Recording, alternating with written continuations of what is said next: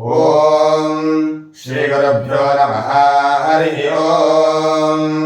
వృక్షేభ్యో హరికేశేభ్యో హరికేశేభ్యో వృక్షేభ్యో వృక్షేభ్యో హరికేశేభ్యః హరికేశేభ్యస్తారాయ తారాయ హరికేశేభ్యో హరికేశేభ్యస్తారాయ హరికేశేభ్య ఇతి హరికేశేభ్యః తారాయ శంభవే శంభవే తారాయ తారాయ శంభవే శంభవే మయోభవే మయోభవే శంభవే శంభవే మయోభవే శంభవ ఇతి శంభవే మయోభవే శంకరాయ శంకరాయ మయోభవే మయోభవే శంకరాయ మయోభవ ఇతి మయః భవే శంకరాయ మయస్కరాయ మయఃకరాయ శంకరాయ శంకరాయ మయస్కరాయ శంకరాయేతి శంకరాయ మయస్కరాయ శివాయ శివాయ మయఃకరాయ మయస్కరాయ శివాయ మయఃకరాయేతి మయఃకరాయ శివాయ శివధరాయ శివధరాయ శివాయ శివాయ శివధరాయ